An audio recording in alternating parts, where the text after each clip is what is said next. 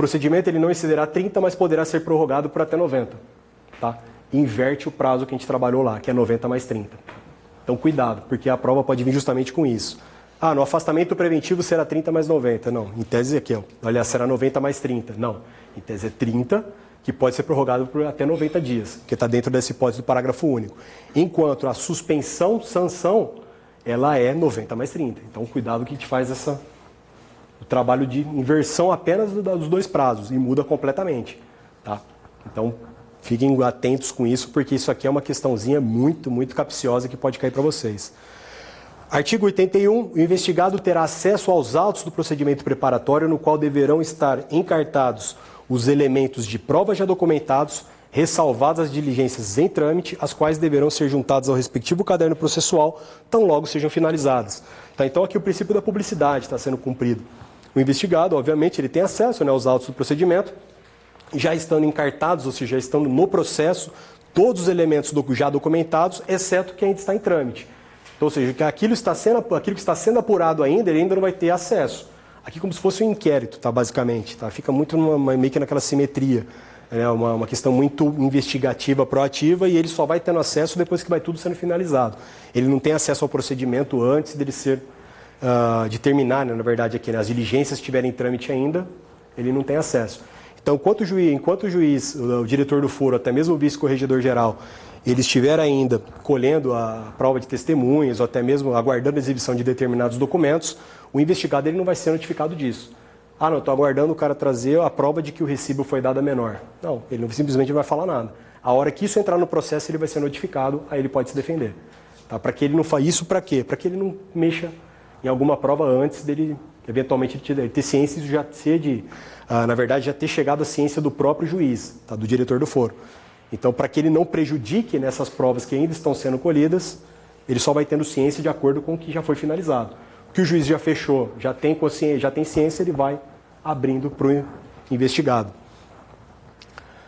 Parágrafo único do 81.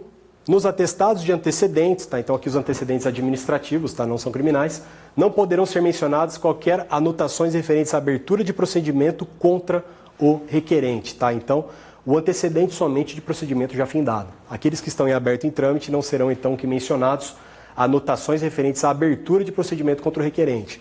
Tá? Então, no antecedente propriamente dito, a gente tem os procedimentos findados, assim como acontece no processo penal.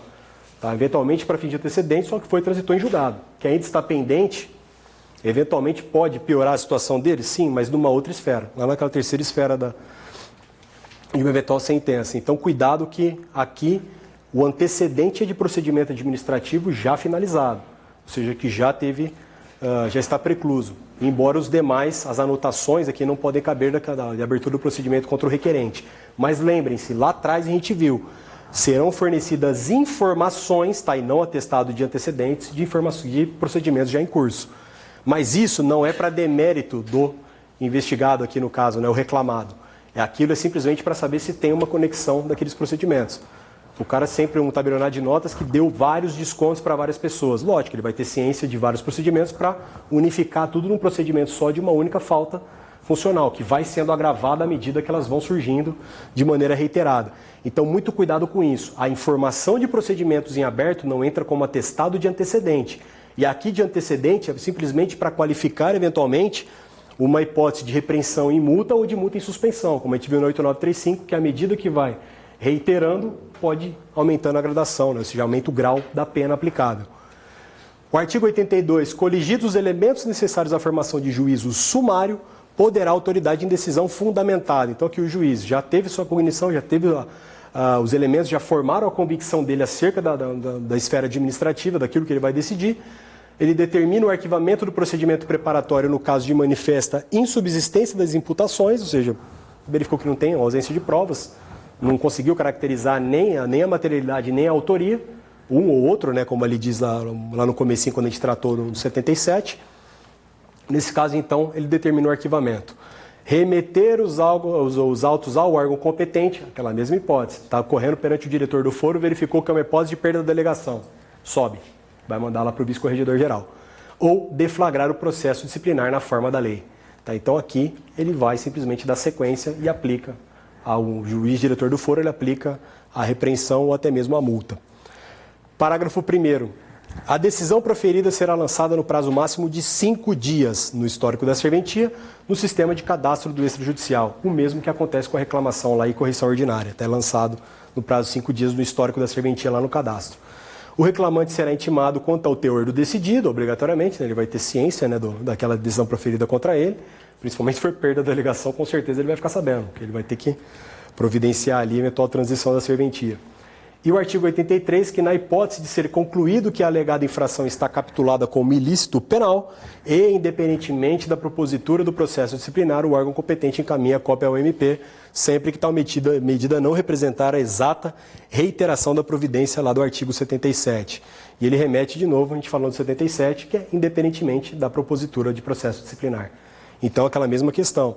Verificou, faltou autoria, faltou materialidade para fins administrativos, ou faltou provas, tá, para fins de punição administrativa, mas ainda pode ser eventualmente pode ser realizado no âmbito penal. Ele vai remeter isso para o Ministério Público, e o MP que dê sequência com o eventual inquérito e também propositura da ação. Afastamento preventivo, tá? Aqui mais uma sequência desses atos aqui de natureza administrativa. O titular poderá, a qualquer momento no procedimento preparatório, ser suspenso preventivamente, observado o disposto lá no 36 da Lei 8935. Tá? Então, aqui ele remete lá ao artigo 36 da 8935, que vai falar a respeito da suspensão e, eventualmente, ali a indicação do interventor. Tá? Então, a gente cai lá no 36 da 8935. Artigo 85. A ata de transmissão do acervo do titular para o interventor, comprobatória do cumprimento da medida de afastamento, deve ser juntada aos autos do procedimento respectivo e registrada no histórico da serventia no sistema de cadastro extrajudicial. Então, ou seja, a transmissão do acervo do titular para o interventor durante o afastamento preventivo, ele deve então integrar, né, os autos, né, do procedimento administrativo e também será registrada lá no sistema do cadastro do extrajudicial. Tá? E por que ele é registrado no sistema do cadastro extrajudicial? Para simplesmente ter uma notícia, né, na sequência, eventualmente, suponhamos que esse afastamento preventivo seja afastado e o titular não venha a ser punido, mas e se o interventor praticou alguma besteira no meio desse caminho, não é ele que vai ser responsabilizado. Oi? Então não é, vai ser o interventor, eventualmente o ato do interventor não é responsabilidade do titular. Ele falou, eu estava em afastamento preventivo, está aqui, ó, no cadastro do sistema extrajudicial. De agosto, setembro e outubro eu fiquei fora da serventia, me afastaram. E eu fui absolvido, etc., mas isso aqui não foi eu que pratiquei. Então isso aqui é problema com a corregedoria. Foge do próprio titular. Parágrafo único. Na hipótese do artigo 67, a autoridade delegada, após a concretização do ato, registrará a ata de transmissão do histórico da serventia no sistema de cadastro extrajudicial. E a gente volta mais uma vez para sempre pegar para não ficar, né, em aberto, né, as coisas, para a gente poder fechar, porque ele fica fazendo remissão para lá e para cá e é chato. Eu avisei para vocês no começo que essa aula é chata pra caramba. Então é chata de ouvir, mas é chata de dar. A aula aqui, de ministrar ela. Mas é toda a remissão, vai, volta, é muito detalhezinho. Então, ao órgão que decidir pela necessidade de afastamento preventivo, competirá o seu respectivo cumprimento, o qual poderá ser delegado ao diretor do foro. Então, ele remete aqui no 67 essa possibilidade de ser delegado lá, tá, o diretor do foro, a autoridade delegada, após a concretização do ato, registrará a ata de transmissão do acervo. Então, o que significa isso no 67? Estava correndo na esfera, por exemplo, do diretor do foro. Verificou que era uma hipótese de perda da delegação. Jogou para o vice-corregedor-geral. Quem que vai providenciar, na verdade, a emissão aqui, né, registrará a ata de transmissão do acervo da serventia? Não é o diretor do foro, e sim o vice-corregedor-geral. Então, aquele que está presidindo o ato administrativo que pratica todos os atos.